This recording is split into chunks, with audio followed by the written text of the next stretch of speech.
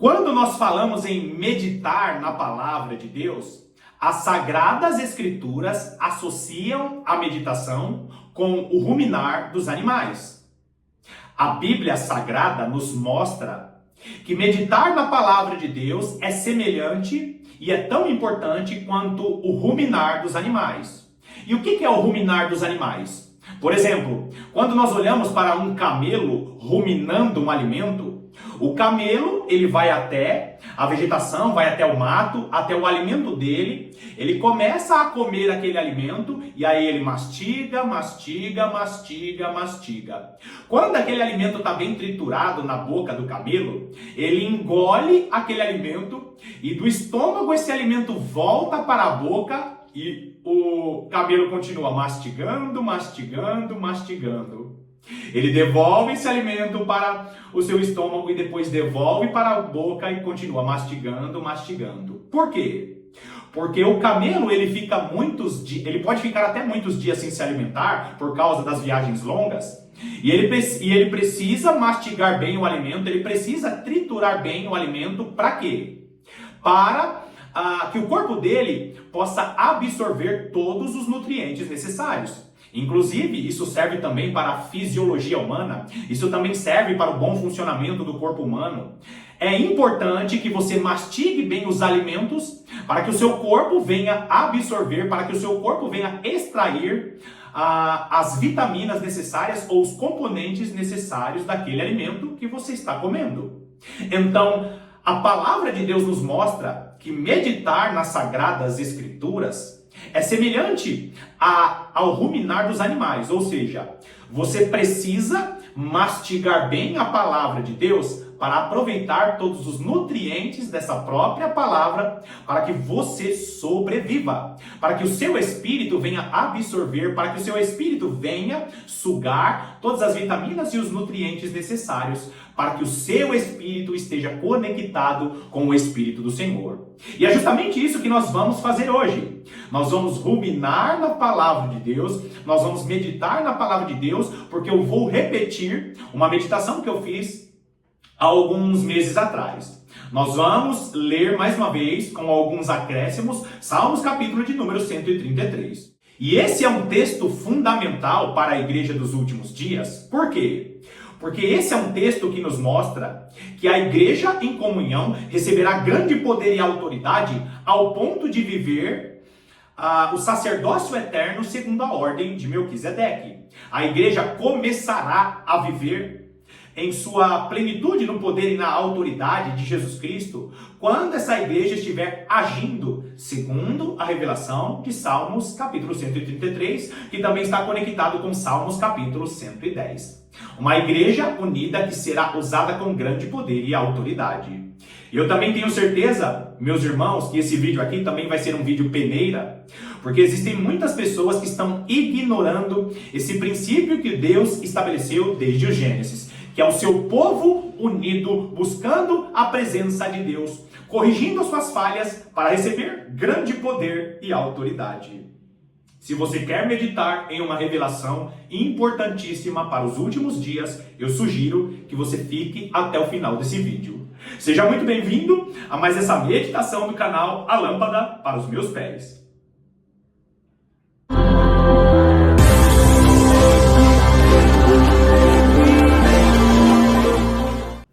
Quando nós falamos de salvação, quando nós falamos daqueles que vão viver no reino eterno do nosso Senhor e Salvador Jesus Cristo, basta essa pessoa receber Jesus Cristo como Senhor e Salvador de sua vida e ela obedecer a palavra de Deus.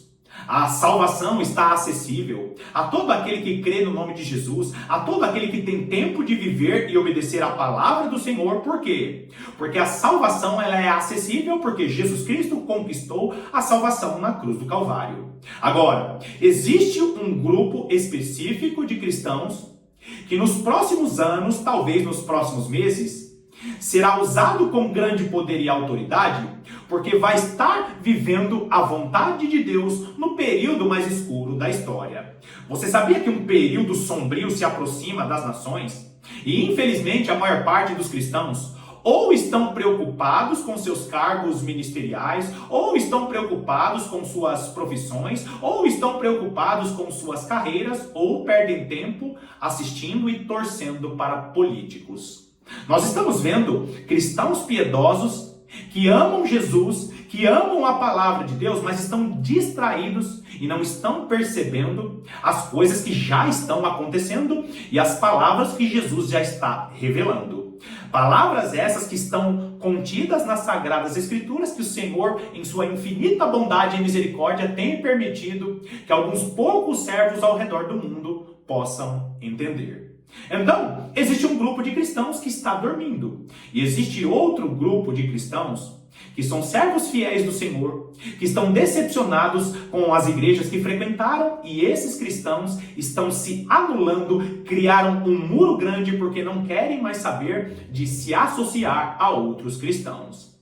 Amados irmãos, eu sou um cristão que tenho acompanhado muitas falhas das igrejas. Nós conhecemos irmãos, nós conhecemos pastores que são decepcionados com denominações. Nós vemos erros nos nossos líderes, nós vemos os escândalos nos noticiários, nós vemos aí alguns servos fiéis do Senhor que acabaram perdendo suas vidas. Nós estamos vendo um mover tremendo acontecendo na nação, os escândalos aparecendo, alguns servos do Senhor que eram uma espécie de porta-vozes do Senhor em suas denominações. Mas como eu tenho falado aqui para você há muitos meses, Deus está trocando a liderança espiritual da nação, e aqueles que não estiverem conectados com as verdadeiras revelações da palavra de Deus, e ficarem procurando profetas, e ficarem procurando vídeos de geopolítica sensacionalista, vão perder o seu tempo. Jesus não quer que você procure o anticristo.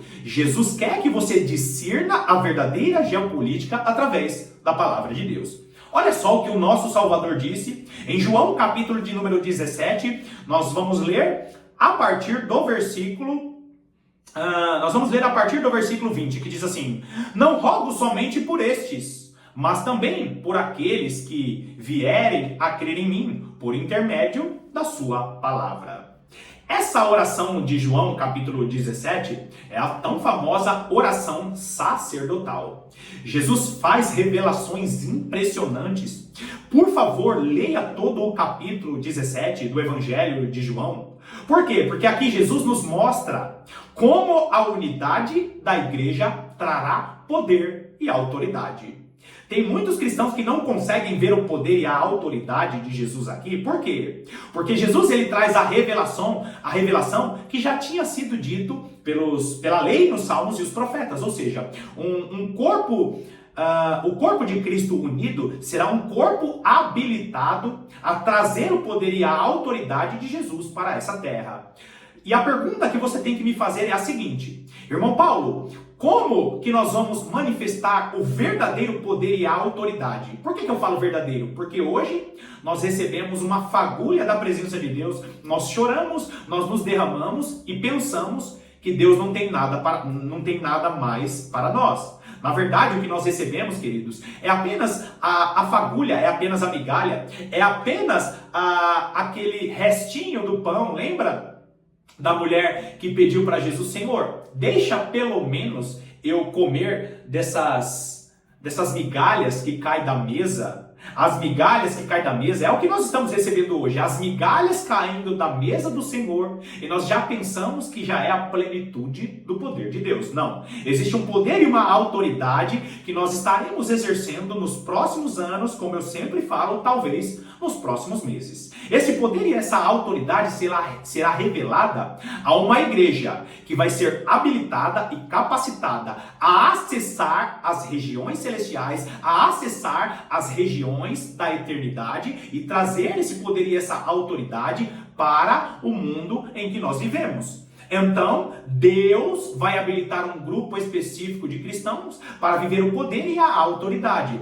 Nós acessaremos as regiões eternas. Deus permitirá que a sua igreja venha usufruir e mostrar o poder e a autoridade aqui nessa terra. Assim como Deus permitiu no início da igreja, lá no tempo da igreja primitiva, assim como Deus permitiu os primeiros cristãos acessarem regiões eternas ou regiões onde contém ali o poder e a graça do Senhor, a igreja dos últimos dias acessará um poder superior que a igreja primitiva acessou. Então o que Jesus está dizendo? Ele está fazendo oração por aqueles que ainda nem tinham crido no nome dele.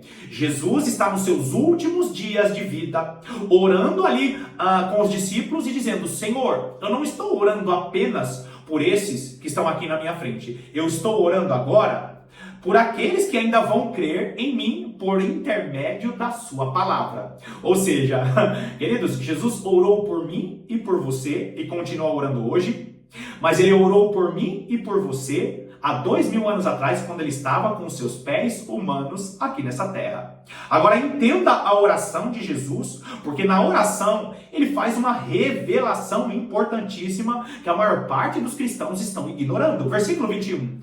A fim de que todos sejam um. Todos quem? Todos os cristãos. A fim de que todos sejam um, como nós o somos. Eu neles e tu em mim, a fim de que sejam aperfeiçoados na unidade, para que o mundo conheça que tu me enviaste e os amaste, como também amaste a mim. Existe um aperfeiçoamento na unidade. O que significa isso? Nós somos aperfeiçoados na unidade quando nós convivemos com outros cristãos. Agora, por que nós precisamos ser aperfeiçoados na unidade? Porque Jesus quer que eu e você sejamos recipientes que vão suportar a glória que será derramada. Olha só, Salmos capítulo de número 133. Eu convido você a assistir a série de mensagens que eu fiz a respeito dos Salmos capítulo 110. Amados irmãos, Deus foi bondoso e misericordioso nessa série de mensagens dos Salmos capítulo 110, por quê? Porque ali fala a respeito do sacerdócio eterno segundo a ordem de Melquisedeque. O que é esse sacerdócio eterno? É um poder e uma autoridade para fazer mediações. Lembre-se disso. Hoje, nós temos o nosso Senhor e Salvador Jesus Cristo como mediador da nova aliança. E o que isso significa? Significa que nós acessamos ao nosso Deus através do nome de Jesus Cristo. Ele é chamado de sumo sacerdote por quê? Porque ele faz a conexão daqueles que creem em seu nome com Deus. Nós conseguimos acessar o Santo dos Santos por causa do nome de Jesus Cristo. Ele é o sumo sacerdote. Agora, por que nós fazemos parte desse sacerdócio eterno, segundo a ordem de Melquisedeque, e não mais do sacerdócio da antiga aliança? O sacerdote da antiga aliança, ele tinha a função de mediar. Então ele mediava, ele pegava as demandas do povo e transferia ou mostrava essas demandas a Deus. O sacerdote, ele olhava para os pecados do povo, ele olhava para os problemas do povo e ele apresentava essas demandas a Deus. Ou seja, o sacerdote,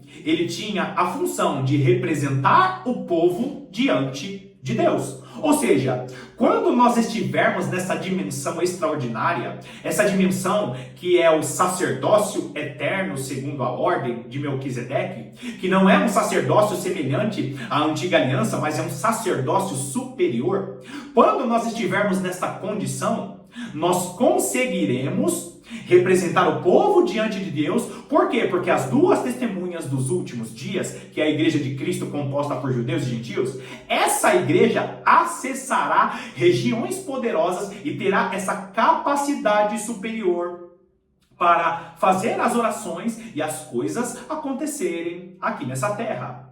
Então lembre-se disso, o princípio é saber qual que é a função do sacerdote.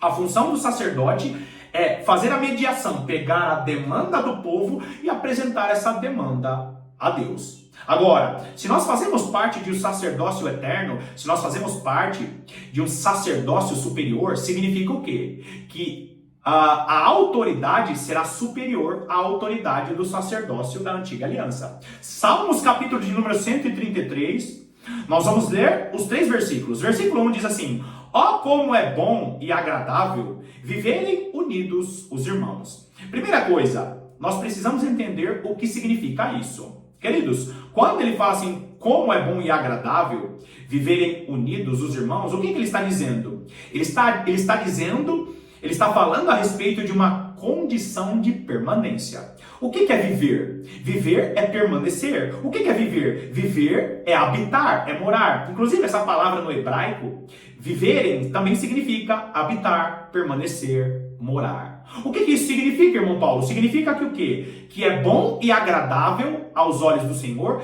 que os irmãos estejam habitando juntos, que os irmãos estejam habitando unidos. Ou seja, eu preciso habitar com o meu irmão que congrega comigo como se eu estivesse morando com ele. É por isso que você não pode ser um desigrejado. E mais uma vez, esse vídeo aqui é um vídeo peneira, não para você que tem o desejo de congregar, que tem o desejo de estar com outros cristãos e não consegue encontrar. Por isso que eu quero te convidar a orar ao Senhor para que Ele te mostre um grupo de cristãos específicos para que você congregue. Seja em um grupo pequeno de cristãos, seja em uma igreja pequena em sua cidade, seja em uma igreja tradicional, não importa. E se você é um cristão que está desanimado da igreja que você congrega, saiba que manter a sua vida de oração vai fazer com que você cresça em poder e autoridade. Por quê? Porque existem muitas dificuldades que nós passamos nas congregações que nós frequentamos, que Deus está usando essas dificuldades, que Deus está usando essas coisas que nós vivemos.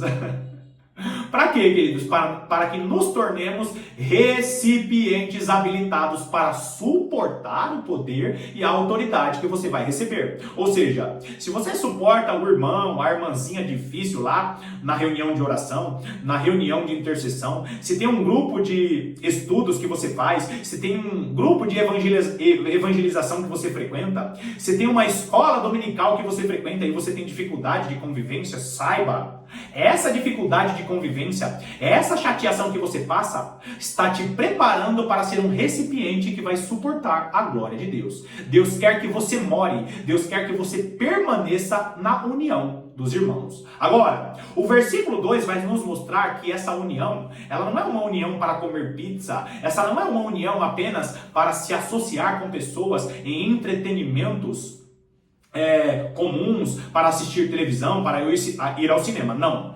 Essa permanência nessa união, essa maneira de habitar com seus irmãos, ela é de uma maneira específica. Versículo 2 diz: é como o óleo precioso sobre a cabeça, o qual desce para a barba de Arão, e desce para a gola de suas vestes. Agora, nós percebemos no versículo 2 as características dessa união que agrada ao Senhor. Que união é essa? É uma união semelhante à unção que desce sobre a cabeça de Arão.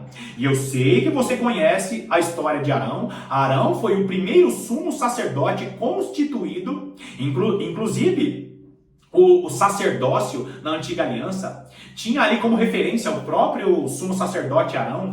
O nome de Arão era referência de casa sacerdotal. Por quê, queridos? Porque essa união que agrada ao Senhor é uma união de mediação, é uma união de oração. Lembra quando Deus deu a palavra para o profeta Ezequias, dizendo que ele procura apenas um homem para que esse homem entre na brecha? Por que um homem precisa entrar na brecha? Por quê? Porque Deus escolhe os seus representantes para acessar as regiões celestiais e trazer os princípios celestiais e trazer os princípios da eternidade para essa terra. Se não existir um homem que traga, que busque, que vá buscar nas regiões celestiais os princípios da eternidade, o poder e a autoridade aqui nessa terra não se manifesta. É por isso que Deus ao longo da história sempre escolheu um homem. É por isso que Deus sempre ao longo da história escolheu uma mulher. Agora, qual que é a união que agrada ao Senhor? Qual que é essa maneira de habitar entre os irmãos que agrada ao Senhor? É uma comunhão de oração. Quando o primeiro sumo sacerdote ele é mencionado aqui no texto, a palavra do Senhor está nos dizendo que essa unção que estava sobre a cabeça de Arão, uma unção, uma autoridade para interceder e receber o favor de Deus? Lembra? Arão foi o primeiro sumo sacerdote e ele recebeu a autoridade do Senhor para quê? Para fazer um trabalho de mediação. Ou seja, o sumo sacerdote ele era um representante do povo diante de Deus. E o que acontecia quando o sumo sacerdote ele entrava no Santo dos Santos, quando ele fazia ali as ofertas, o sacrifício? O que acontecia? Deus respondia. Por quê? Porque o sumo sacerdote ele passava ali por todo um ritual de purificação, ele passava por todo um ritual de preparação. E a igreja dos últimos dias será uma igreja que congrega, será uma igreja que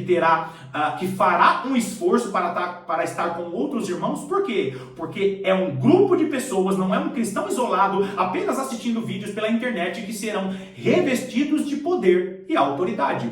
Ou seja, a mesma unção que estava sobre a cabeça do primeiro sumo sacerdote, uma unção, um poder e uma autoridade de intercessão, intercessão essa que recebia a resposta de Deus, esse poder, essa autoridade estará sobre a igreja que estará vivendo um sacerdócio superior ao sacerdócio da antiga aliança. O que eu estou querendo dizer? Se o sacerdócio eterno, segundo a ordem de Melquisedeque, que é esse sacerdócio que nós estamos vivendo, é superior à antiga aliança, e é superior à antiga aliança, e quando Arão, ele fazia ali a oferta, Deus respondia de uma maneira extraordinária. Depois eu vou deixar a referência aqui, para você ver como Deus respondia. As ofertas que Arão oferecia, essa autoridade de fazer intercessão e receber a resposta de Deus, se já era glorioso a maneira que Deus respondia aquilo que Arão fazia, imagine a igreja que está em comunhão, congregando, sendo aperfeiçoada na unidade, mantendo sua vida de oração. Imagina só como essa igreja será revestida desse poder e autoridade. A união que agrada ao Senhor, a união que é agradável ao Senhor, é uma união de oração. Uma união de irmãos que se esforçam mesmo tendo dificuldades. Por quê? Porque a salvação não é somente para aqueles que congregam. Porém, o poder e a autoridade que será derramado nos últimos dias é um poder e uma autoridade superior à autoridade e o poder que Arão recebeu, a resposta de Deus em um trabalho de intercessão. Agora olha só o versículo 3. Continua o texto. Essa autoridade que a igreja dos últimos dias vai receber, essa autorização para receber o poder e a autoridade de Deus, é como o quê? É como o orvalho do irmão. Agora presta atenção nisso. É por isso que a teologia tradicional, ela ignora o ensino das duas testemunhas de Apocalipse capítulo 11. Quando você entende esse princípio aqui de Salmos capítulo 133 que eu estou te mostrando, você entende o porquê as duas testemunhas nos últimos dias da grande tribulação, sim, a igreja estará na grande tribulação. Por quê? Para se cumprir essa palavra aqui, para se cumprir as palavras que Jesus disse, que os servos dele, que aqueles que crescem nele fariam as mesmas coisas e coisas até superiores àquelas que ele estava fazendo. Então é uma igreja que será revestida com grande poder e autoridade, e essa igreja será como? Será como o orvalho do irmão, que desce sobre os montes de Sião, ali ordena o Senhor a sua bênção e a vida para sempre. Agora presta atenção aqui, nós vamos finalizar com esse versículo 3. O versículo 3 vai falar sobre o quê? Como o orvalho do irmão. Você sabe o que significa orvalho? Orvalho significa névoa noturna. E nós sabemos muito bem que o período da noite, o período da madrugada, o período da meia-noite é representado pelo período da grande tribulação. E eu já expliquei aqui isso em vários vídeos. Basta você ver a revelação das duas testemunhas com Paulo e Silas na prisão. E à meia-noite aconteceu o quê? A revelação na parábola das virgens, das 12 virgens. Eu não falei errado, 12 virgens. O que está dizendo ali? Que vai acontecer um grito à meia-noite. O período da meia-noite, ou essa névoa noturna que cairá à meia-noite, será uma névoa noturna para quê? Para que a igreja esteja agindo com poder e graça. Agora entenda a importância de congregar, de estar em uma comunhão com os irmãos, uma comunhão de intercessão, uma comunhão de oração. O texto diz que esse poder e autoridade que será derramado será como o orvalho do Hermon. Agora presta atenção, o que é o Monte Hermon? O Monte Hermon é um dos maiores montes, é uma das maiores colinas que existem no mundo, um dos maiores montes que existe em Israel. E queridos, o Monte Hermon é um monte que no inverno ele acumula gelo nele. Por quê? Porque cai ali a neve. E o Monte Hermon, ele fica cheio de neve em toda a sua superfície. Só que os vilarejos que ficam ao redor do Monte Hermon são vilarejos que é muito comum eles sofrerem com a seca, com a falta de água. Só que no inverno, o Monte Hermon acumula geleiras em sua superfície. Quando chega o período do verão, aquelas regiões ou aqueles vilarejos que estão ao pé do Monte Hermon, no período do verão, eles estão o quê? Estão em seca, estão sem água.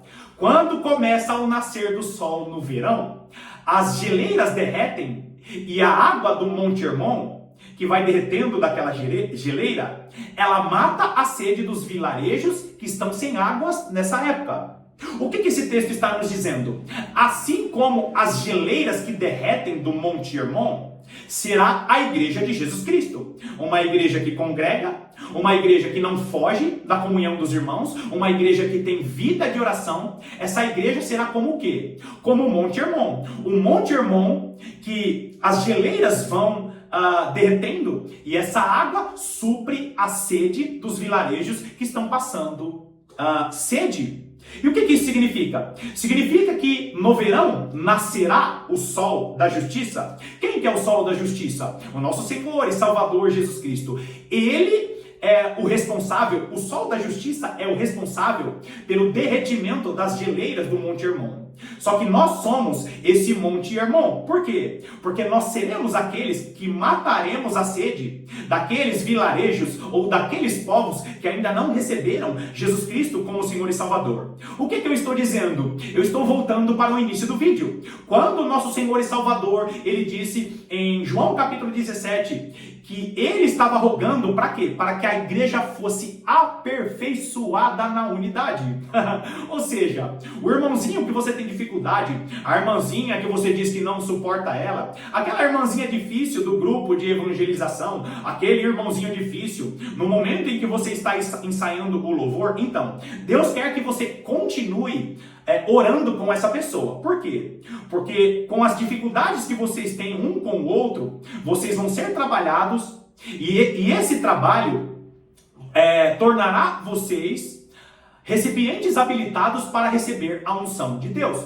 Recipiente habilitado para receber a glória dos últimos dias. E quando você receber a glória dos últimos dias, você será como o Monte Hermon. Estará habilitado com a igreja para matar a sede dos povos que estão ao redor da igreja.